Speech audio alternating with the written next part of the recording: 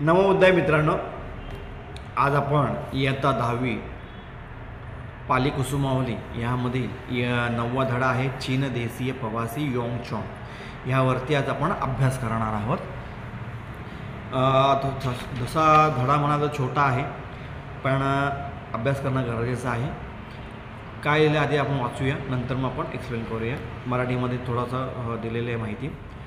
असं लिहिलं आहे की प्राचीन भारतामध्ये बौद्ध धम्माचा प्रचार व प्रसार भारताच्या पूर्वेकडील व उत्तरेकडील अनेक देशांमध्ये अर्थातच संपूर्ण मध्य आशियामध्ये झालेला होता। त्याचा परिणाम असा झाला की चीनसारख्या देशांमधून अनेक भिक्खू बौद्ध धम्माच्या अध्ययनाकरता भारतामध्ये आले। त्यात तीन चीनी प्रवासी फार प्रसिद्ध आहेत। यात योंग चॉंग हे एक अतिशय महत्त्वाचे प्रवासी आहेत। त्यांनी नालंदा विद्यापीठामध्ये सुद्धा बौद्ध धम्माचे अध्ययन केले होते। त्याचप्रमाणे त्यांनी भारतामधील व सिलोनमधील अनेक बौद्ध विहारांना सुद्धा भेटी दिल्या होत्या।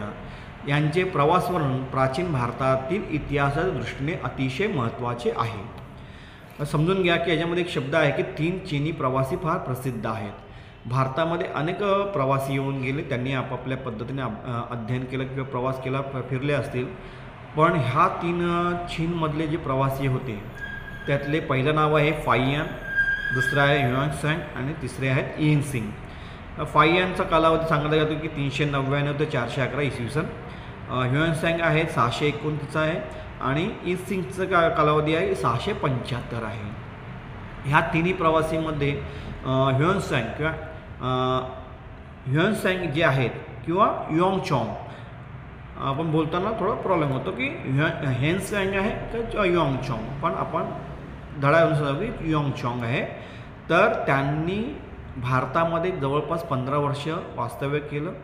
भारताच्या कानाकोपऱ्यामध्ये ते फिरले आणि फिरताना त्यांनी एक विशिष्ट प्रकारचं प्रवास वर्णन आपल्या डायरीमध्ये लिहिलं होतं आणि त्या प्रवास वर्णनाच्या आधारे भारतातील अनेक शोध, जे भारतातलेच शोध होते ते अनेक शोध लागले गेले, जेणेकरून जे भारताच्या माती म्हणजे या भारतभूमीच्या उदराखाली गेले होते, मातीखाली गाडले गेलेला इतिहास या योंग चॉंग यांच्या डायरीमुळे अलेक्झांडर कनिंघम असतील आणि त्यांच्याबरोबर इतर जे साथीदार होते त्यांनी तो भारताच्या म्हणजे या मातीखाली गाडला गेलेला जो इतिहास होता तो बाहेर काढण्याचं काम ह्या लोकांनी केलं होतं with the help of Yong Chong यांच्या डायरीमुळे। ते कसं केलं आपण पुढे बघणारच आहोत। पण ह्याच्यामध्ये अजून काय केलं की हे नालंदा विद्यापीठामध्ये त्यांनी सुद्धा बौद्ध धम्माचे अध्ययन केले होते असं लिहिलं आहे। तर नालंदा बौद्ध विद्यापीठ हे बिहारमध्ये आहे आणि तक्षशिला पुढे नाव तुम्हाला दिसेल की तक्षशिला पण आहे। तक्षशिला आता सध्याच्या पाकिस्तानमध्ये आहे, त्या ठिकाणी पण त्यांनी व्हिजिट केली होती। पुढे जाऊन नालंदा विद्यापीठामध्ये स्वतः अभ्यास केला होता। त्यावेळी नालंदा विद्यापीठ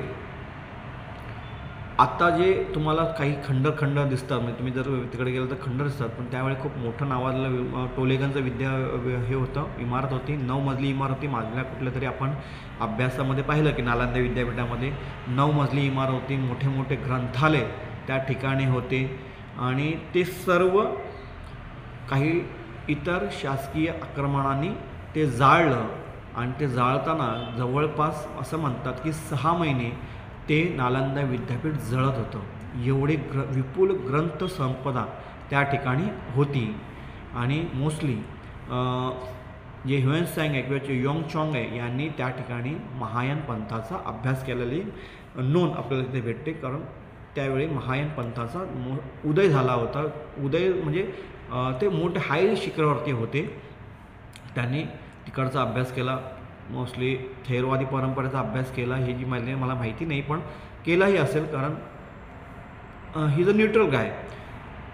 ते चीन देशातले होते, त्यांना भारतामधून बौद्ध धम्माचा अभ्यास करायचा होता। मग ते शाखा कुठल्याही असू देत, मोस्टली महायान पंथाचा अभ्यास केला ही माझ्याकडे नोंद आहे। थेरवादी परंपरेचा अभ्यास केलाही असेल, कारण जो न्यूट्रल गाय असतो म्हणजे जो तिराईक व्यक्ती असतो त्याला महायान म्हणावं की दोन्ही साईडला म्हणजे अभ्यासक असतात त्यांनी दोन्ही साईडचा अभ्यास केला गरजेचा आहे। तर अशा प्रकारे त्याने अभ्यास करून भारतातले सिलोन लिहिलं आहे. सिलोन म्हणजे आता श्रीलंका, त्या साईडला पण ते गेले, ते मोठे मोठे विहारामध्ये फिरून आले, हे सगळं लिहिलं त्याच्यामध्ये. आता आपण अभ्यासाला सुरुवात करूया. काय लिहिलं आहे? अतिते कीर भारतस्य विद्यावंता पज्जावंता सब्बत विसुत्ता. काय आहे? भूतकाळी, अतिते कीर भूतकाळी भारत देश ज्ञान आणि संपत्ती यामध्ये सर्वत्र प्रसिद्ध होता, ज्ञानवंत होते, विद्वान होते, प्रज्ञावान व्यक्ती ह्या भारतामध्ये होते आणि त्याच्यासाठी तो सर्वत्र प्रसिद्ध होते. तेन विविधेही देशेही जना ज्ञानं लब्धं सिपंच विज्ञंच शिक्षितुं एथ आगता. म्हणजे त्यामुळे विविध देशातील लोक ज्ञान मिळवण्यासाठी, कला आणि विद्या शिकण्यासाठी येथे येत असत. चीन रठ्ठतोपी बहु जना भारतं आगता. चीन देशातून सुद्धा बरेच जण भारतामध्ये आले होते. तेसु एको योंगचॉंग नामको. त्यातला एक नाव आहे योंगचॉंग यांचं. यदा जम्बूद्वीपे राजा हर्षवर्धनो रज्जं कारेती. म्हणजे त्यावेळी जम्बूद्वीपात हर्षवर्धन राजा राज्य करीत होता. आता ह्या ठिकाणी एक माहिती मी देऊ इच्छितो. मी इतिहासकारांना, अभ्यासकारांना विनंती करतो, जर माझं ही दिलेली माहिती बरोबर असेल तर प्लीज मला सांगा की बरोबर आहे किंवा चुकीचे आहे, तर तेही सांगा. तसं आपण आपल्या अभ्यासामध्ये थोडा अधिक अभ्यास करून ती माहिती सुधारण्याचा प्रयत्न करूया. तर हर्षवर्धन राजाचा इथे उल्लेख असल्यामुळे एक उल्लेख मी तुम्हाला सांगू इच्छितो की क्रांती आणि प्रतिक्रांती ही कशी होते ती मी सांगतो. जेव्हा योंगचॉंग इथे होते तेव्हा त्या डायरीमध्ये लिहित होते की ह्या कालावधीमध्ये, विशिष्ट कालावधीमध्ये बरेचसे भिक्खू एकत्र जमायचे आणि ते अध्ययन करायचे. अशा प्रकारची नोंद योंगचॉंगच्या डायरीमध्ये आहे किंवा हर्षवर्धनांच्या कालावधीमध्ये तो आहे. आणि त्यावेळी हा मेळावा भरायचा जो पुढे जाऊन त्याचं प्रतिक्रांतीत रूपांतर झालं कुंभमेळ्यामध्ये. आता जो कुंभमेळा आहे त्याच्यामध्ये प्रतिक्रांती झाली आहे. वास्तविक ह्याची सुरुवात हर्षवर्धन राजाच्या कालावधीमध्ये झाली आणि त्यामुळे बौद्ध भिक्खूंचं तिथे मोठ्या प्रमाणामध्ये जमायचे, अध्ययन करायचे आणि विशिष्ट काळामध्ये आता आपण जो पाहतोय काळ त्याच्यामध्ये ते जमायचे. तर अशा प्रकारची प्रतिक्रांती आता आपण कुंभमेळ्याच्या रूपामध्ये पाहतो आहोत. मी अभ्यासकांना आणि इतिहासकारांना विनंती करतो की माझी दिलेली माहिती बरोबर आहे की चूक आहे ते आपण कृपया मला सांगावं. जर चुकीचे असेल तर मी आत्ताच दिलगिरी व्यक्त करतो, पण बरोबर असेल तर मला सांगा तुम्ही, कारण जेणेकरून भारतातला खरा इतिहास लोकांपर्यंत पोचणं गरजेचं आहे. तदा कतिपयानि वर्षाणि भारते वसित्वा सो चीन देशं पहिनिवतो. म्हणजे तेव्हा काही वर्ष तो भारतात राहून तो परत चीन देशी परत गेला. ही भारतामध्ये राहून हिमवंतो उत्तरेनं चीन देशो वर्तती. म्हणजे हिमालयाच्या उत्तरेस चीन देश आहे. तर तो भारतं आगंतुं यो अध्यासो अतिवीर्य कठिनो भयपूरिपूर्णो च तस्मिन् अध्यानि उच्चपभ्यता भयंकर गुहायो विशाल नदिया घोरानी अरण्यानी च होती. म्हणजे ते तिथून म्हणजे हिमालयाच्या उत्तरेतून चीन देश आहे आणि तिथून येताना भारत यायचा जो मार्ग आहे तो फार कठीण आहे आणि भयाने भरलेला आहे. त्यामध्ये उंच पर्वत, भीषण गुहा, विशाल नद्या आणि भयानक अरण्ये होती. वाल्मिगेही जीवितं रक्षितव्यं होती. म्हणजे वाघ सिंहापासून किंवा हिंस्र पशूंपासून जीव वाचवावा लागत असे. यो तेन अद्धता गंतु इच्छति तेन अधुनो मरुपब्बत गहन निमित्ता विशेषा अधिलिखित्वा होती. म्हणजे तो ज्या मार्गाने जाऊ इच्छितो त्याने वाळवंट, पर्वत, घनदाट वन इत्यादी वैशिष्ट्य नीट लक्षात ठेवावी. एक पिक्चर आहे, चित्रपट आहे ह्युआंग जीवनावरती. अर्धा पार्ट आहे तो इंग्लिशमध्ये आहे आणि अर्धा पार्ट आहे तो हिंदीमध्ये आहे. त्यामध्ये तुम्हाला जर ह्युआंग खरंच अभ्यास करायचा असेल तर तो चित्रपट खूप चांगला आहे. त्यामुळे तुम्ही पाहू शकता त्याने कशा पद्धतीने चीन देशातून भारत येण्यासाठी प्रवास केला होता. आता चीनमधून येताना बरेच मोठा वाळवंट लागतो तो वाळवंट त्याने पार केला होता. एक पुढे एक शब्द आहे तो आपण वाचू ना, ह्या पुढे घेऊया. यो कोचिन अध्यानं जानानी ते मग्गू देशकं कत्वा तेन सद्धी एव गतंबंग होती. म्हणजे जो कोणी मार्ग जाणतो त्याला मार्गदर्शन करून त्याच्यासोबत प्रवास करावा लागतो. आता हा शब्दामध्ये आपण अजून ॲड करूया की जेव्हा ह्योंगशॉंग आपल्या प्रवासाला निघाला चीनमधून भारतात येण्यासाठी, तेव्हा त्या काळी परवाने लागायचे की एका प्रदेशातून दुसऱ्या प्रदेशात जाण्यासाठी तुम्हाला परवाना लागतो. आता कसं पासपोर्ट आहे की तुम्हाला जर भारतातून कुठे भारताच्या बाहेर देशात जायचं असेल तर तुम्हाला पासपोर्ट लागतो. त्यावेळी परवाना लागायचा की मी ह्या प्रदेशात जातो आहे, मला तुम्ही परवानगी द्या, जेणेकरून त्यांच्याकडे नोंद असेल. तर एका प्रदेशात दुसऱ्या प्रदेशात तिसऱ्या प्रदेशात होत्या. अशा प्रकारे त्यांना परवाना लागायचा आणि तो परवाना त्याला भेटला नाही. म्हणजे चीन देशातून भारतात जाण्यासाठी त्याला परवाना भेटला नाही. त्यामुळे तो लपत छपत तो त्याने प्रवास केला होता. नंबर 1. दुसरा नंबर की हे बौद्ध भिक्षू होते, पण त्यांना परवाना लागणं गरजेचं होतं. नंबर 2, राजाने त्यांच्या म्हणजे हा कोणी घुसखोर तर नाही ना, हा कोणी म्हणजे बौद्ध भिक्षूंच्या ह्याच्यामध्ये वेशामध्ये कोणी जासूस तर नाही ना, ही पण खात्री करून घ्यायला गरजेचं होतं. त्यासाठी त्यांच्या मागे सैन्यही लागलं होतं, म्हणजे शोधण्यासाठी की बाबा अशा प्रकारची व्यक्ती फिरते आहे का. कारण दुसऱ्या प्रदेशात गेलं की असे अनोळखी व्यक्ती दिसली की प्रत्येकजण संशय घेऊन त्या काळी घ्यायत असायचे. तर अशा प्रकारे तो व्यक्ती म्हणजे ह्योंगशॉंग विदाऊट परवाना तो आपले पुढे प्रवास करत असताना रस्ता माहिती नव्हता.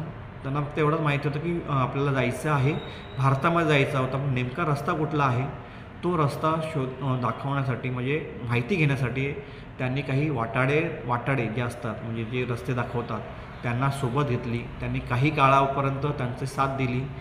तर त्यांनी सांगितलं की ह्या ठिकाणी अशा मार्गाने तुम्हाला जावं लागेल. तर पुढे जाऊन ह्या अशा प्रकारचा वाळवंट आहे, मोठी पर्वत आहेत, अरण्य आहे, त्या अरण्यामध्ये हिंस्र प्राणी आहेत, त्या तुमच्यावर कधीही अटॅक करू शकतात. अशा प्रकारे त्यांनी माहिती दिली आणि त्या माहितीच्या आधारे ह्या व्यक्तीने जीवाची पर्वा न करता, पुढे शब्द येणार आहे तो, जीवाची पर्वा न करता फक्त बौद्ध धम्माचा अभ्यास करण्याचा एकच हेतू लक्षात आपल्या मनामध्ये ठेवून त्याने पायी प्रवास सुरू केला. ह्या दरम्यान कुठे त्यांना जे खायला भेटत असेल तर ठीक आहे, नाही भेटलं तर अजून ठीक, म्हणजे नाही कुठे खायला भेटायचं तर कुठे काहीच नाही भेटायचं. पण हा व्यक्ती उपाशीताने कधी पाणी पण भेटून ते वाळवंटामध्ये पाणी कुठे भेटणार. तर अशा वेळी अशा कठीण परिस्थितीतही त्यांनी तो प्रवास केला आणि ते भारतात आले. एवं ज्ञानं अधिगंतु जीवितंपी अनपेक्षो हुत्वा ह्योंगशॉंग पंडितो जम्बूद्वीपं आगतो. म्हणजे असे ज्ञान प्राप्त करण्यासाठी जीवाची पर्वा न करता ह्योंगशॉंग पंडित भारतात आला.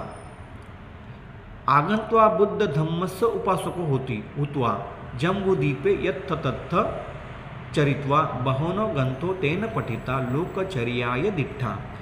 म्हणजे आगंत्व म्हणजे इथे येऊन तो बुद्ध धम्माचा उपासक होऊन भारतात ठिकठिकाणी फिरला, अनेक ग्रंथ त्याने वाचले, लोकजीवन पाहिले आणि बुद्ध धर्माचे अध्ययन केले. तर पहिला शब्द आहे की आगंत्वा बुद्ध धम्मस्य उपासको हुत्वा.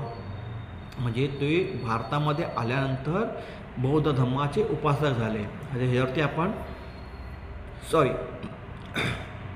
ह्याच्यावरती आपण पहिला धडा पाहिला होता 10 उपासक गुण. त्यामध्ये उपासकांचे गुण कोणते आहेत हे सर्व अभ्यासले होते. तर तो व्यक्ती भारतामध्ये येऊन उपासक झाले, पहिले उपासक झाले, व्यवस्थित ठिकाणी फिरले, अनेक ग्रंथ त्यांनी वाचले, लोकजीवन पाहिले आणि बुद्ध धर्माचे अध्ययन केले. आता लक्षात घ्या की चीन त्यावेळेचा प्रदेश लक्षात घ्या की चीन प्रदेशातून कुठलंही अत्याधुनिक साधनं नाही आहे. कारण आता जर आपण पाहिलं तर ट्रान्सलेशन लगेच होतं. म्हणजे एखादा व्हॉईस मेल केला किंवा व्हॉईसवरती आपण जर ते काय समोरचा जो व्यक्ती बोलतो ते अपलोड केलं तर त्याचं लगेच ट्रान्सलेशन आपल्याला त्या भाषेमध्ये आपल्याला भेटतं. हा व्यक्ती चीनमधून भारतामध्ये आले आहेत. चीनमधून भारतामध्ये येताना भारतामध्ये विविध भाषा आहेत जी प्रत्येक मैलावरती आपण 10 मैलावरती बोलतो बदलते. त्या ठिकाणी फिरताना त्या प्रदेशाची भाषा यांनी पहिले अवगत केली.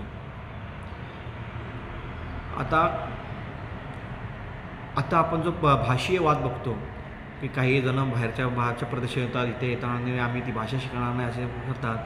पण ह्या व्यक्तींच्या त्या काळी त्यांनी केलेलं अधिष्ठान म्हणूया की हा बौद्ध धर्माचा आम्हाला अभ्यास करण्यासाठी मला त्या ठिकाणची भाषा येणं गरजेचं आहे हे त्यांनी मान्य केलं होतं, त्यांनी आत्मसात केलं होतं, अभ्यास केला होता.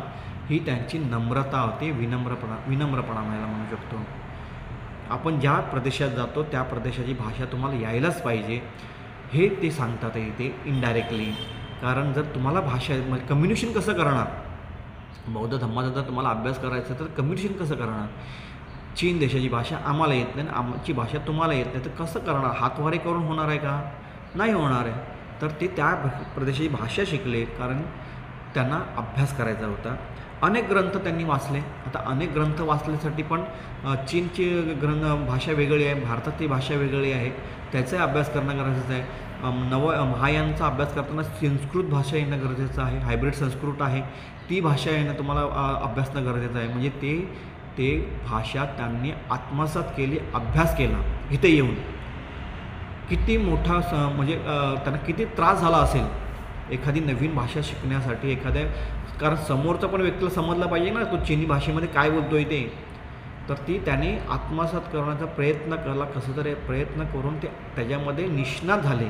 पुढे शब्द येतो तो पंडित म्हणून, ते निष्णात झाले, अभ्यासक झाले, उपासक झाले, हुशार झाले, विद्वान झाले. लोकजीवन त्यांनी पाहिलं. म्हणजे जे लोकजीवन आहे, कारण लिहिताना काय झालं ठिकठिकाणी फिरले. म्हणजे भारताच्या जर जम्मू काश्मीरपासून पाहिलं तर ते खाली कन्याकुमारी आणि पुढे सिलोन ह्या ठिकाणी ते विस्तृत पद्धतीने भारतामध्ये जवळपास 15 वर्षे फिरत होते, अभ्यास करत होते. त्यांनी त्याकडचे लोकजीवन पाहिलं, बौद्ध धर्माचे अध्ययन केले. जसं मगाशी मी सांगितलं की महायान आहे आणि थेरवादी परंपरा ह्या दोघांचा त्यांनी अभ्यास केला आहे. चीन देशं पटिनिवत्त काले तेन अत्तना सद्दिं बहु ग्रंथास नीता. चीन देशी परत जाताना त्याने सोबत अनेक ग्रंथ नेले. अत्तनो चरिकाय वर्णनं कत्वा एकं पोथकं पी तेन लिखितं. आपल्या प्रवासाचे वर्णन करून त्याने एक पुस्तकही लिहिले. यं यं तेन एथदिठ्ठं सुत्तं अनुभूतं च तं तत्थवनितं. म्हणजे त्याने जे जे काही पाहिले, ऐकले, अनुभवले ते सर्व त्यात वर्णन केले. अत्तो रट्ठ परिनिवतित्वा तेन अनेकेसं सुगद ग्रंथानं चीनस्य भाषाये परिवर्तन कथं. स्वदेशी परतल्यावर त्याने अनेक बौद्ध ग्रंथ चीनी भाषेत भाषांतरित केले. आता मी 3 वाक्य एकत्र का बोललो त्यामागची कारण अशी आहे. पहिलं काय लिहिलं त्यांनी, आपल्या प्रवासाचे वर्णन करून त्याने एक पुस्तक लिहिले. त्याने जे जे काही पाहिले, ऐकले, अनुभवले ते सर्व त्यात वर्णन केले. आणि पुढे लिहिलं आहे स्वदेशी परतल्यावर त्याने अनेक बौद्ध ग्रंथ चीनी भाषेत भाषांतरित केले. अशा प्रकारची माहिती इथे दिलेली आहे. आता ह्याचा उपयोग आम्हाला काय होतो, भारतासाठी काय उपयोग आहे, तर भारतासाठी खूप मोठा उपयोग आपल्याला होतो. कसा होतो की भारताच्या कानाकोपऱ्यामध्ये फिरणाऱ्या ह्या व्यक्तीने आपल्या प्रवासवर्णन डायरी लिहिली आणि त्या डायरीचा उपयोग पुढे जाऊन भारताला असा झाला की ह्या भारत देशातून जो बौद्ध धर्म नामशेष झाला होता, जो इतिहास नामशेष झाला होता, जी बौद्ध स्थळं होती ती ह्या मातीच्या खाली गाडली गेली होती, तो सर्व शोधण्यासाठी ज्याचा उपयोग झाला ती हे युएंगचॉंगची डायरी.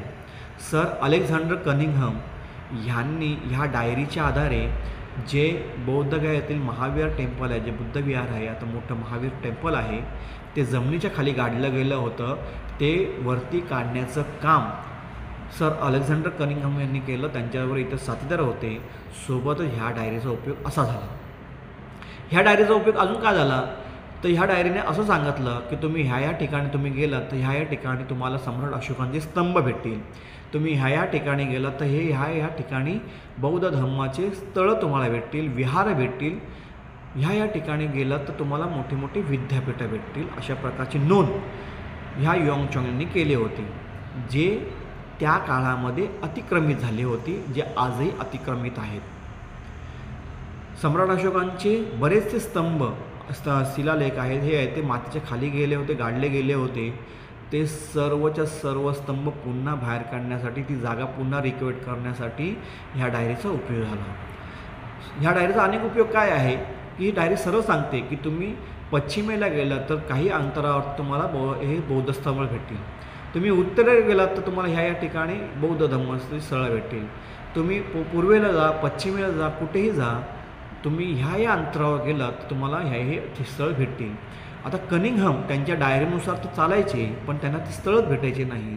मग त्याने ती उत्खनन केलं आणि उत्खननामध्ये तुम्हाला ही सर्व बौद्ध स्थळं भेटली. ह्या डायरीचा उपयोग असा झाला की जी आज अतिक्रमित बुद्धविहार आहेत त्यांची माहिती ह्या डायरीमध्ये आहे, ज्याचा उपयोग आपण आजही केला तरी त्याचं म्हणजे आपण सांगू शकतो की हे स्थळ हे बौद्ध धर्मीय स्थळ आहे, ना की इतर धर्मीयांचं आहे. हे स्थळ ह्या ठिकाणी बौद्ध धर्माचे राजे होऊन गेले, हे सगळं त्यांनी लिहिलेलं आहे. कारण तो ज्या ठिकाणी गेला त्या राजांची त्यांनी नोंद केलेली आहे. जसं आपण हर्षवर्धनचा काळ भेटला तसं त्याने इतर राजांची पण नोंद केली आहे की ह्या ठिकाणी गेला तुम्हाला हेही बौद्ध राजे भेटतात, त्यांच्या राज्यामध्ये अशा प्रकारची सुविधा आहे, बौद्ध धर्माचा अभ्यास होतो.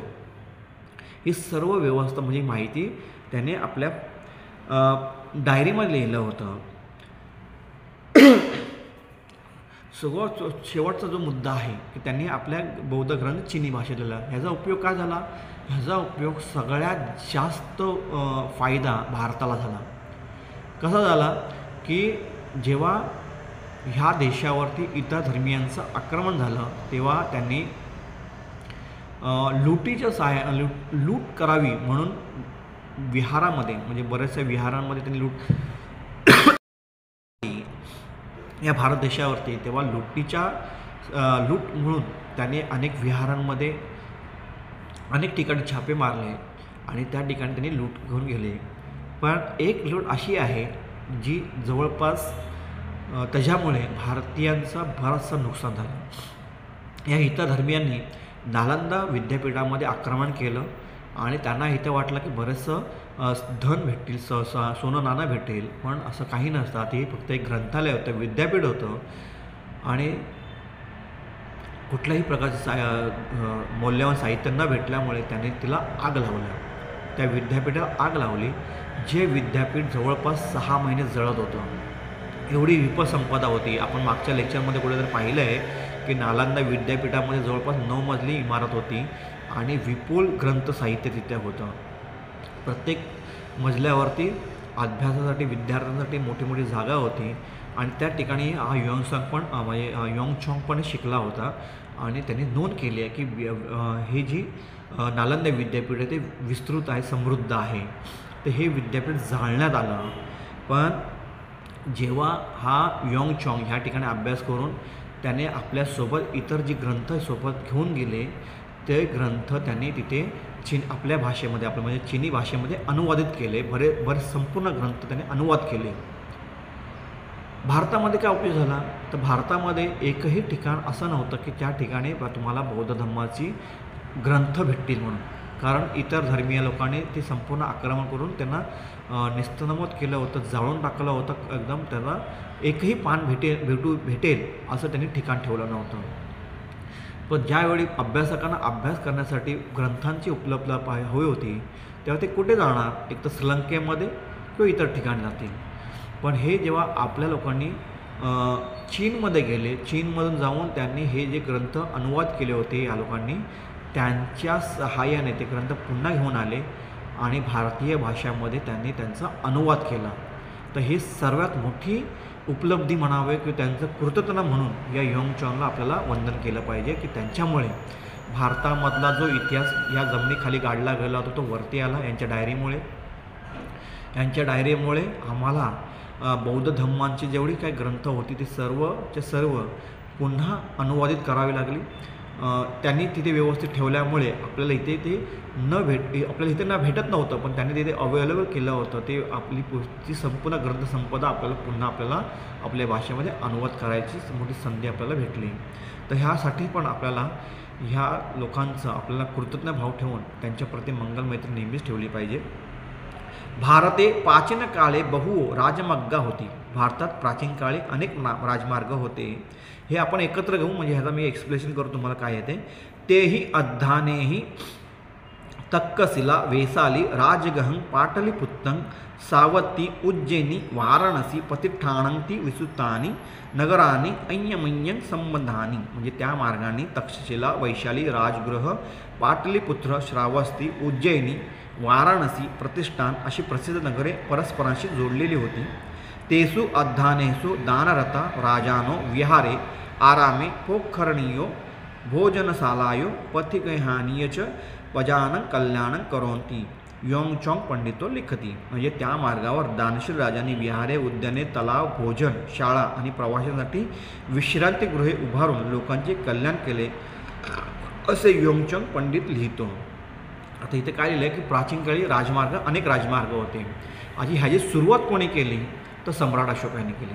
सम्राट अशोकांचा इतिहास जेव्हा आपण अभ्यासतो तेव्हा सम्राट अशोक हा जगातला म्हणजे भारतातला पहिला राजा आहे जो आपली सशस्त्र सेना घेऊन तो चीन दिशी गेला होता.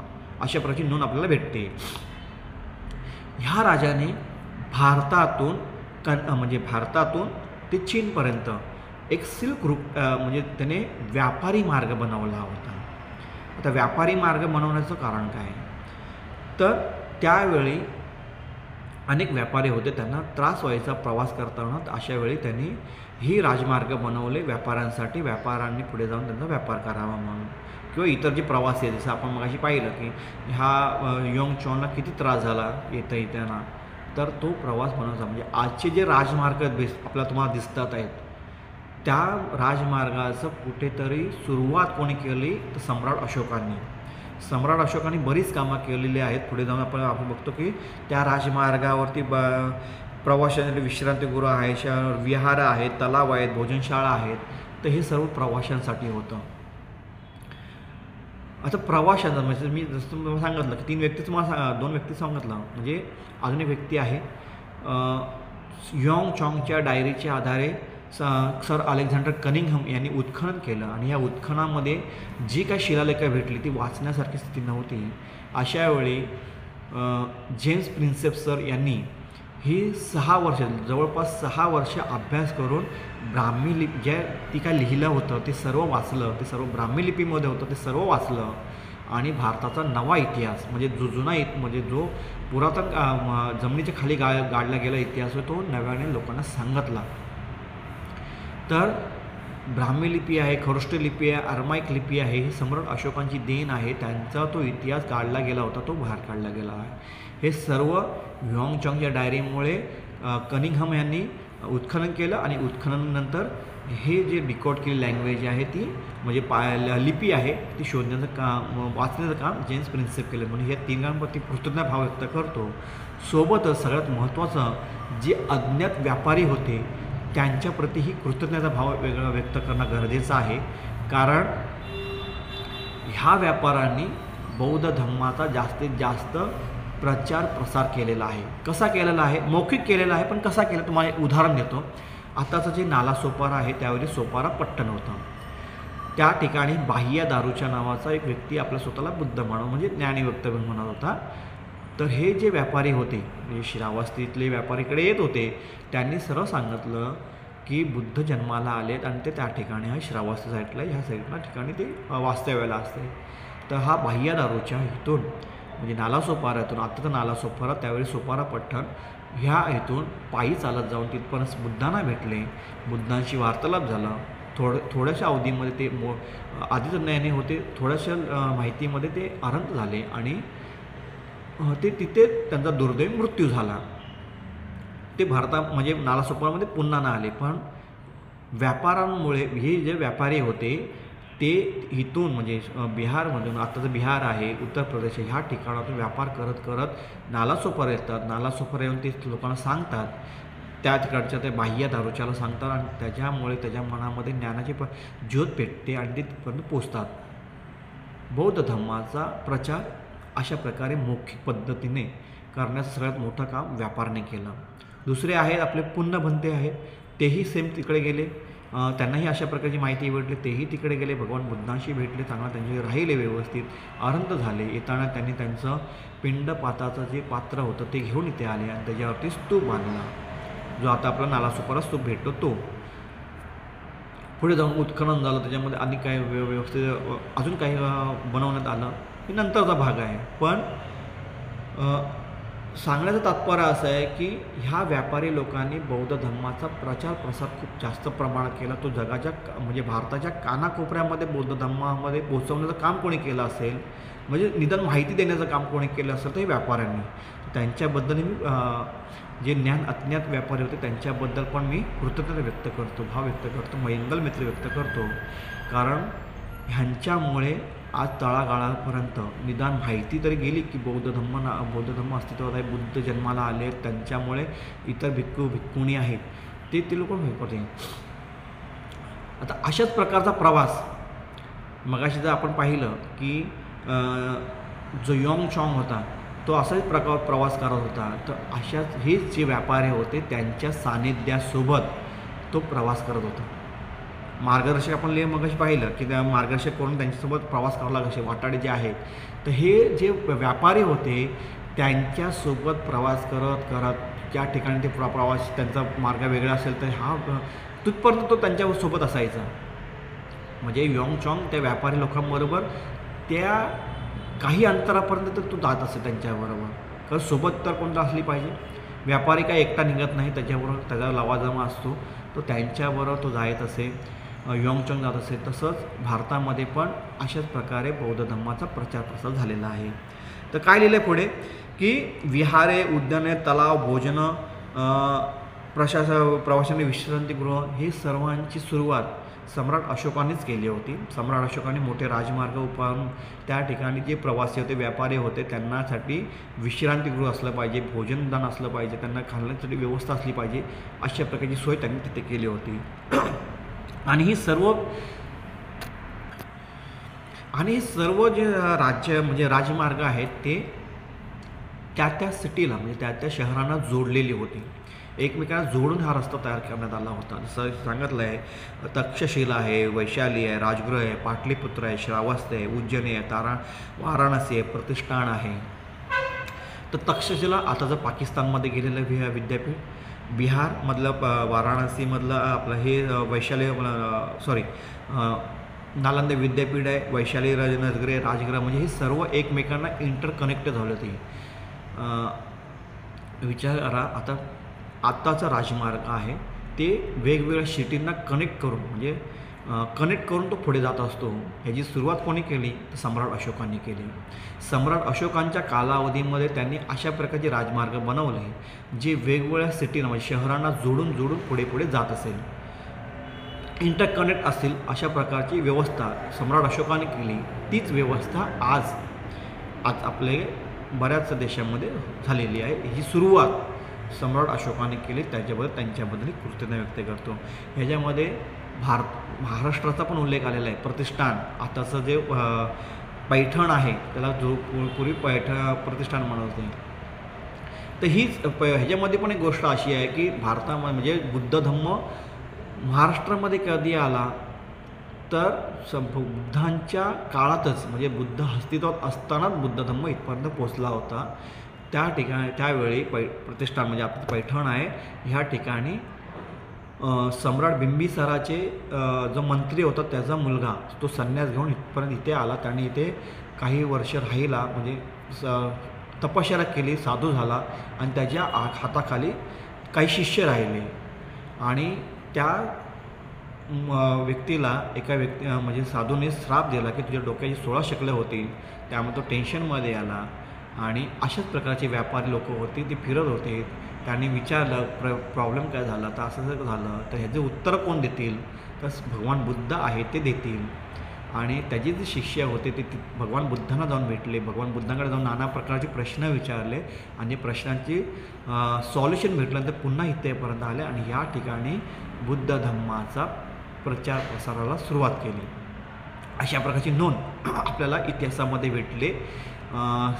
द्वितीय धम्मसंगती, मला वाटतं दुसरी का तिसरी धम्मसंगतीमध्ये ह्याचा तुम्हाला रेफरन्स भेटेल. पहिल्या, दुसऱ्या, तिसऱ्या धम्मसंगतीचा रेफरन्स भेटेल.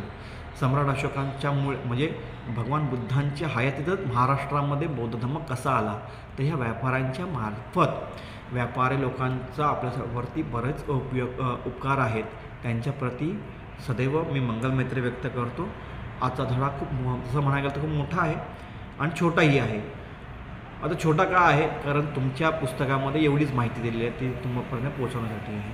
पण ही अतिरिक्त माहिती का देतो आहे, कारण तुम्हाला माहिती असलं पाहिजे की एक व्यक्ती चीन देशातून इथे येतो, तो कुठल्या हाल अपेष्टेत येतो, ह्या देशाची माहिती नाही आहे, ह्या देशामधला भूगोल माहीत नाही आहे, इतिहास माहीत नाही आहे, भाषा माहीत नाही आहे, अशा ठिकाणी तो व्यक्ती तिथे येतो. अशा वेळी तो व्यक्ती आपला भारतामध्ये येतो आणि तो अभ्यास करतो आहे. भाषा माहीत नाही आहे, लिपी माहीत नाही आहे, काही माहीत नाही आहे, पण जिद्द आहे की मला बुद्ध धम्माचा अभ्यास करायचा आहे. ह्या एका ध्येयामध्ये तो तिथे येतो. ह्या एका ध्येयामध्ये तो भारतामध्ये येतो, अभ्यास करतो आणि पुन्हा आपल्या देशामध्ये जाताना इकडची ग्रंथसाहित्य सोबत घेऊन जाताना तो तिथे अनुवाद करतो आणि त्या अनुवादाचा उपयोग भारतामध्ये नंतर होतो. तर ह्या सर्वांच्या प्रति मी मंगलमैत्री व्यक्त करतो. आपण इथे आलात आणि आजचं लेक्चर आपल्याला समजलं असेल मी असं गृहीत धरतो. जर काही प्रश्न असतील नक्कीच आपण मला विचारा, कमेंट करा. आणि मी जो एक इतिहास सांगितला आहे राजा हर्षवर्धन काळातला, तो बरोबर आहे की चुकीचा आहे हे नक्की मला सांगा. आणि जास्तीत जास्त विद्यार्थ्यांपर्यंत, उपासकांपर्यंत हा व्हिडिओ पोहोचवण्याचा प्रयत्न करा, कारण भारतातले अनेक ज्ञात अज्ञात लोक आपल्याला माहीत नाही आहे की ज्यांच्यामुळे बौद्ध धर्माचा प्रचार प्रसार झाला आहे. तर अशा व्यक्तींबद्दल आपल्याला कृतज्ञ भाव व्यक्त करताना आपण सर्वांच्या प्रति मंगलमैत्री व्यक्त करतो. आपल्याला जर माझा प्रयत्न जर आवडत असेल तर आपलं हे चॅनल लाईक करा, शेअर करा आणि चॅनल सबस्क्राईब करा विसरू नका. आपल्या सर्वांच्या प्रति मंगलमैत्री पुन्हा एकदा व्यक्त करून इथे थांबतो. नमो बुद्धाय.